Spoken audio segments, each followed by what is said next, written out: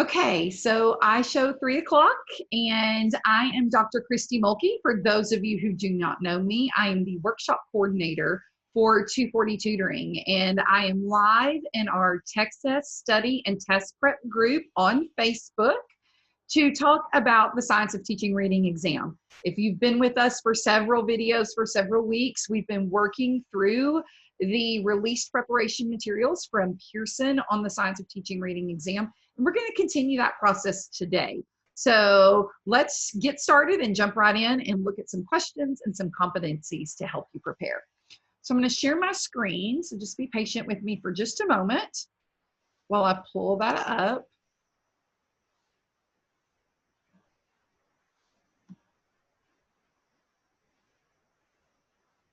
Right, it appears to be working. Okay, so again, we're talking about the Science of Teaching Reading exam 293. If you've not seen our videos on this the past few weeks, you can check these out right here in Facebook, in our Facebook group, or you can check us out on YouTube and find all of our materials on the Science of Teaching Reading exam, where I do an overview of the framework, who needs to take it, when this test starts, all of those things. My computer's giving me just a little bit of trouble on this end. I'm having to reopen my side so I can see things. There we go. I think we're good to go. Okay, so we're looking today at competencies 10 and 11. So let's jump right in and look at those. Just know this is specific to this test, and we're going to walk through the standards competencies, and we're going to look at some questions where I'm going to teach you some strategy and go over why the right answers are right and the wrong answers are wrong.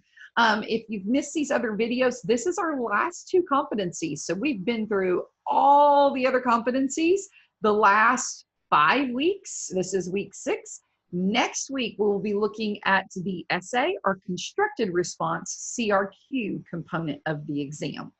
So today we are looking at the selected response. So if you haven't seen this framework before, we are looking at a 5-hour exam where you will have 90 selected response questions and 1 constructed response, so sometimes called CRQ. And those 90 selected response are basically multiple choice questions. So multiple choice questions, just like you have seen on many of your other certification exams if you've taken those. Now, where we're pulling this information, it's coming from the preparation materials that were released by Pearson, and you can see those right here. They give you the framework and overview, domains and competencies, and we're going to look at the 2 competencies that we're discussing today. And they give you 25 selected response questions with rationales, and then they give you 25 that are without rationales. So what I'm doing in these videos is going through those that do not have rationales. So that will be easier for you to prepare for those exams, because it just gives you the right answer and it doesn't explain anything. So now between their materials and ours, you should have 50 practice questions with explanation. All right. So let's talk about competencies 10 and 11. If you watched my overview video, you understand this color coding, and it's really just to show you some patterns. But if we look at competency 10, we're looking at comprehension development, and competency 11 is comprehension of literary text. In both of these, you'll see the verbs understand and demonstrate knowledge of. And both of these competencies, understand, demonstrate knowledge of. And we're looking at things related to comprehension and comprehension of literary texts. Now, the next slides are showing you the descriptive statements. Now, I realize this is really small on your screen, and I don't expect you to read all of these, but what I want you to know is that these things exist, and you really need to spend some time reading through these and looking for words you don't know, concepts, skills you don't know, because that can help you figure out what you need to study. If you're not using a test prep tool, this is especially beneficial. Some of the wording in the questions comes directly from these descriptive statements in the competencies. Competency 10 has a lot of descriptive statements. You can see competency 11 is quite a bit shorter. There's not near as many. Now let's jump right into some selected response items. So let's look at these questions together. If we look at Competency 10, question number 35. Now, I forgot to say at the beginning, if you have any questions, drop those in the comments. I've got those right here on another device where I can see them. So if you have a question as we go or need me to stop and explain something again, put that in the comments. I'm looking at them so I can come back. Even if you're watching this after it's ended, drop some comments if you have questions. So let's look at question 35. It says a kindergarten teacher would like to determine if students can make inferences about characters and or events and stories they hear or read. Which of the following assessment approaches is most likely to require students to make inferences? Now you noticed as I read, I underlined the key things. I always like to note the grade level and the key things it's asking us for. Answer choice A says asking students to identify an important event in the story and to provide details about a character's actions during that event. B, asking students to answer general understanding questions about the story based on evidence from rereading the text and or reviewing the illustrations. C, asking students to use evidence from the text and illustrations to explain how a character feels and why the character feels that way. And D, asking students to retell the events of the story first by using an open-ended question and then by following up with a focus question about event sequences. Now, again, note all these questions come from the free preparation materials released by Pearson. So let's think about this question. Kindergarten, inferences, assessment approaches. Which of these would be the best? To answer this question, you really have to know what it means to make an inference. Making an inference is about what you're reading, requires you to already know some background knowledge or have some schema. And along with that, form an idea about the reading that was not directly stated in the text. So that's what you're asking these students to do, is use what they already know, so that schema or background knowledge that exists, along with what they've read that was not directly stated. So if we look at these answer choices, what I want you to note is answer choice A, B, and D do not describe making inferences because students are only required to provide information that is directly stated in the text. So that's a key thing about inferences, is it's got to be not directly stated in the text. And in all of those answer choices, they're providing information directly stated in the text. Choice C does describe making inferences because students have to not only identify how a character felt, but also explain why they felt that way. So that was the key. Explain why the character felt that way. An example of a student response would be, I think the girl felt excited when it was her turn for show and tell because the book said she ran to the front of the classroom and she had a big smile on her face in the picture. So the student schema is that people look happy and do things quickly when they're excited. The evidence from the text is that the girl ran from the front of the room and had a big smile on her face. The inference is that she felt excited about her show and tell. So there's a simple little example. But inferences, using what you know and something not directly stated in the text. All right. So hopefully that helps you with question 35. Let's move on to question 36. Now what we have here, it says, a third grade teacher would like to model how to apply metacognitive strategies while reading in order to improve students' reading comprehension. Which of the following strategies would be most appropriate to model? So we are looking for those metacognitive strategies. A, making predictions and self-questioning while reading. B, inferring the meaning of new vocabulary words while reading. C, identifying the main idea and key details while reading. D, decoding with automaticity to maintain fluency while reading. Now, this is one of those words, I'm just going to highlight it for you here, that if you are reading those descriptive statements, you will see metacognition come up in those descriptive statements quite often. And so if you don't know what that is something you do need to know. So metacognitive strategies mean you are thinking about your thinking. Metacognitive, thinking about thinking. Making predictions requires thinking about what has happened in the text to make an informed guess about what will happen in the future. You must think about what is happening in the text and ask yourself questions about it. Choice A is the strongest example of thinking through thinking about the text. So in this case, A is the best answer. Now let's talk about all these other answer choices, B, C, and D. All the other answer choices can improve comprehension, but they are not strong examples of metacognitive strategies or metacognition. Choice B focuses on improving comprehension through vocabulary and word meaning, while choice C focuses on an important aspect of reading comprehension, which is identifying the main idea and details, but this can be done by pulling specific information from the text. It requires thinking about the text, but not thinking about your thinking about the text. See, that thinking about thinking. And lastly, choice D focuses on maintaining fluency. Hopefully you could rule that one out, because while it does improve comprehension, it's not directly related to metacognition. So this should have been the easy one to rule out. So in this case, answer choice A is best.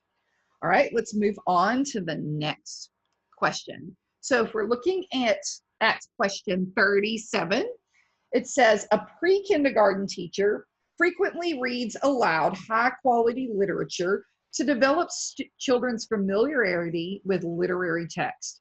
Which of the following accompanying activities would best promote the children's understanding of basic story structure?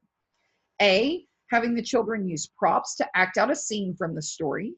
B, pre-teaching unfamiliar vocabulary from the story to support comprehension. C, stopping at appropriate places in the story to make predictions. Or D, giving the children picture cards of events in the story to retell in sequence. Now let's talk about this. Story structure refers to, if we're talking about story structure, refers to parts of the story. So that's key in helping you determine this answer. In basic terms, appropriate for a pre-kindergarten class. Now, if you've been watching my videos all the last few weeks, you've been hearing me say it's important to note the grade level. This is super important in this. When we're talking about pre-kindergarten, so 4-year-olds, and we want to put the parts of the story in basic terms for 4-year-olds, these parts would be simply beginning, middle, and end. So if we want students to understand that structure at this age, we're looking at beginning, middle, and end. Retelling the story in sequence most closely aligns with the goal of promoting the understanding of story structure. So if we look at this, retelling in sequence, answer choice D is your strongest answer. Now, there are other things that make answer choice D a strong answer. They added visual supports. When we add visual supports, such as picture cards, like in this example, those are such an appropriate scaffold for pre-kindergarten students who are still in the early stages of developing their reading and writing skills. So this is huge. This is huge for helping students really understand those pre-reading and writing skills at those early stages. I also want to note, just for your own benefit, picture cards for sequencing are also an appropriate scaffold for your English language learners and your special education students who might be functioning at a lower level or a lower grade level than they're typically developing or native speaking peers. All right, now if we look at choice A, let's talk about why that one's wrong. Students are only acting out a scene from the story. This does not help with their understanding of story structure because it only focuses on one part. Choices B and C are useful in promoting comprehension, but again, do not zero in on that goal of promoting the understanding of the parts of the story. So these are also not correct. In this case, answer choice D is best. Now, we're going to move on to our last 3 questions today. Today's a little bit long because we have 6 questions, and these are clustered questions, which basically means you're given one prompt and you're going to answer multiple questions based on that prompt. Now, this prompt is long, so it's on a slide by itself, and I'm going to have to flip back and forth if we need to come back to it because I couldn't fit it all on one slide. All right. So if we look at this prompt, let's read through it together. It says a second grade class includes several English learners whose home language is Spanish. That's key, guys. Second grade class, English learners, home language is Spanish. For a series of whole class lessons focused on promoting students' ability to analyze story relationships, the teacher selects the text Carlos and the Squash Plant by Jan Romero Stevens, which has a side-by-side translation of the story in English and Spanish. In the story, the main character ignores his mother's warning that a squash plant will grow from his ear if he does not wash them. So a squash plant does indeed begin growing from his ear. The teacher invites a parent/guardian to read the Spanish version to the class. After the story is read aloud to the students, the teacher conducts an analysis of the story with students with regard to key story elements, e.g. setting, characters, plot, message. The teacher then introduces students to a somebody wanted because but so then chart. Now, if you've been in classrooms, you've heard that before.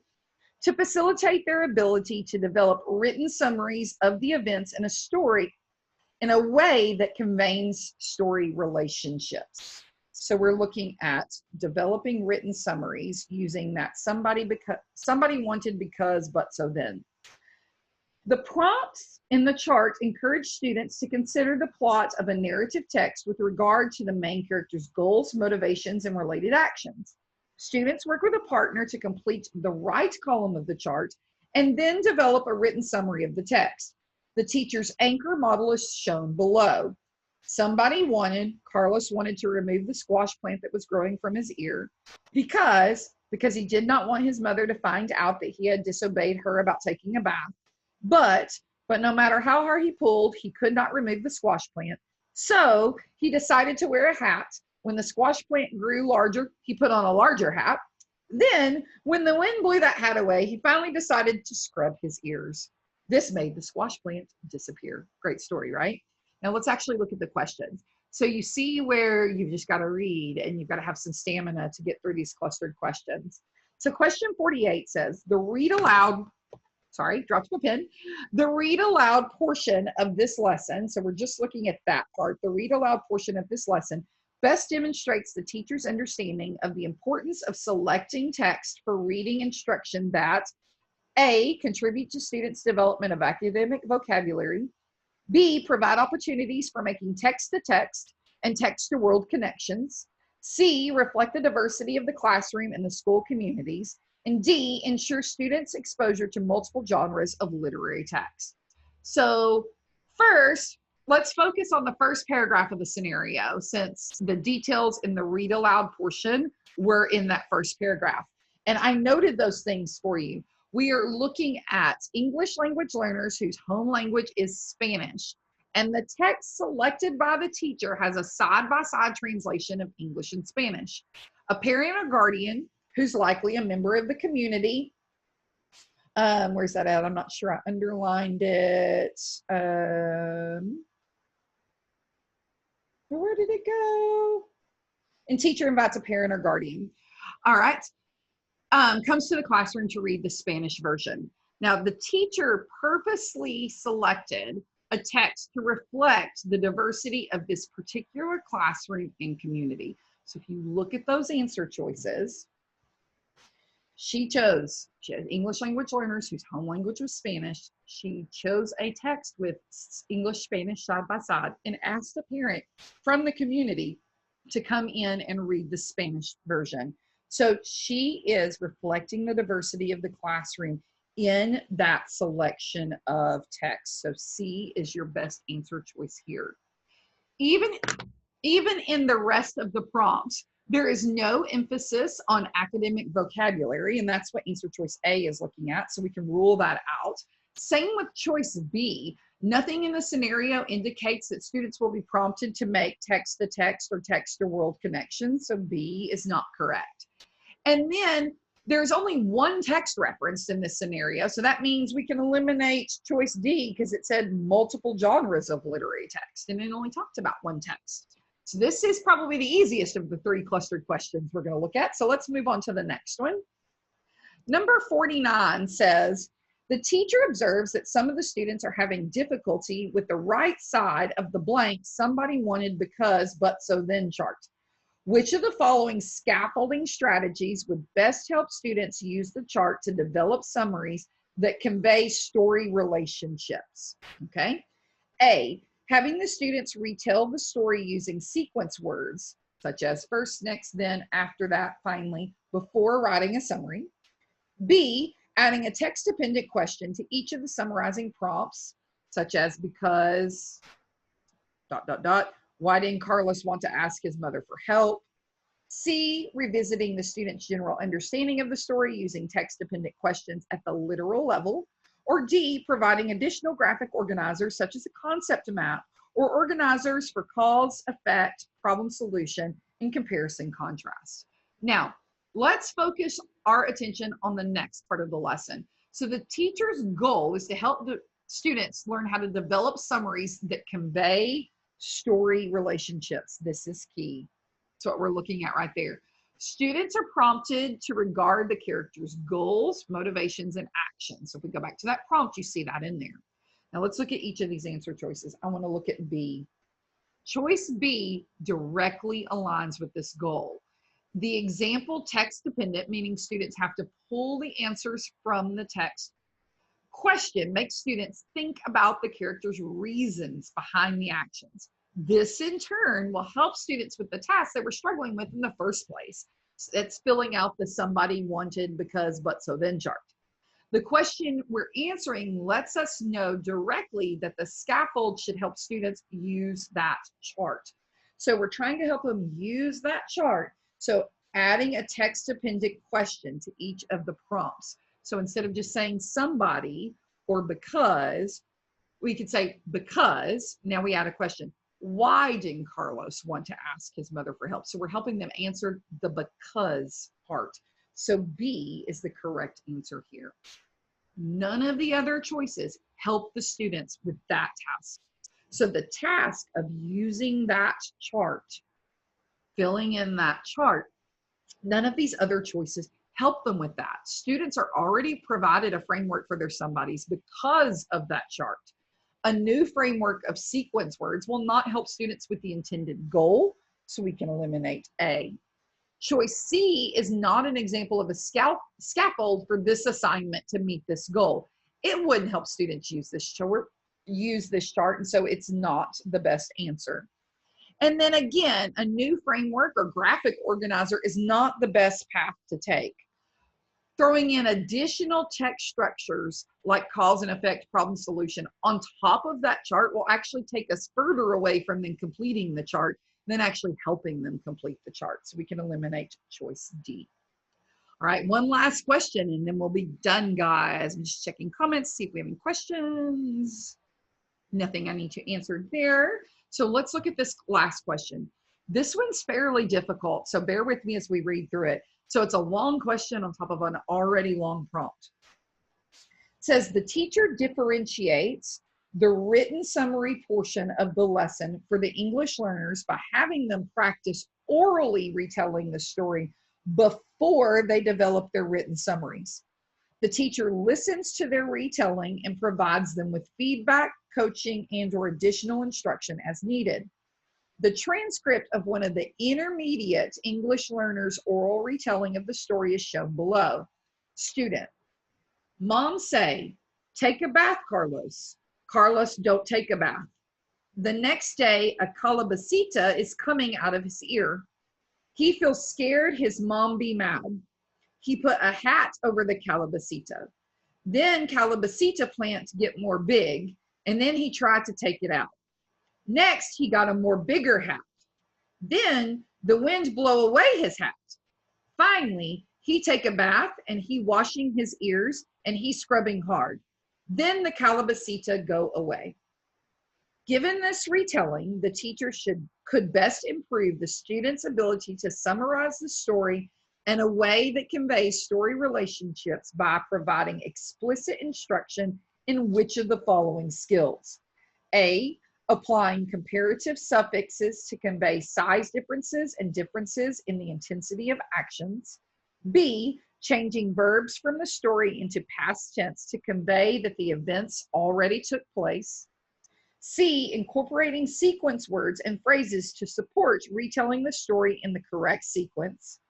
D, using causal conjunctions to connect the various events in the story in a logical manner. That's a lot to digest. So let's talk through this.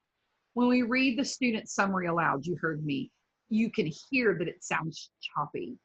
That makes sense considering this student is back at, and I highlighted it for you, an intermediate English learner. So they're at that intermediate level of language acquisition. The question asks us to specifically target improvement in conveying story relationships. We need to keep that in mind as we go through these choices. So let's look at choice A first. It says applying comparative suffixes to convey size differences and differences in the intensity of actions. Applying comparative suffixes will make the words like big, bigger, and biggest be used correctly to convey differences. While the student does need some instruction in this area, it does not directly relate to the overall lesson goal of conveying story relationships. So therefore, we can eliminate answer choice A. Let's look at B. The student doesn't have a strong command over the use of past tense, but that doesn't affect the conveying of story relationships, which again is the goal. So we can eliminate choice B. We can see that the student already uses sequence words and phrases like the next day, then, next, finally. You can see those in the transcript. But the student doesn't need additional support with this, okay? So we can eliminate choice C. They're already using those. They don't need additional support. Causal conjunctions introduce a reason or explanation for an action within a sentence. Words like because, but, so, and the same kind of words found in the somebody wanted because, but, so, then chart are examples of causal conjunctions. Explicit instruction in adding the same types of words to the chart, from the chart to the oral summary, will help meet the ultimate goal of this lesson, which is developing summaries that convey story relationships. So adding those to the events in the story in a logical manner will meet that goal, and thus choice D is best. All right, now we have been going for a solid 30 minutes, and I want to give you some last minute tips or suggestions for your exam.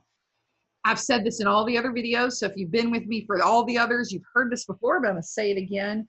You need to know the test format. Know that you're going to have selected response items and a CRQ. We recommend about 1 hour for that CRQ, and then about 3 hours and 45 minutes for that selected response, and that gives you about 15 minutes of wiggle room for getting into the test.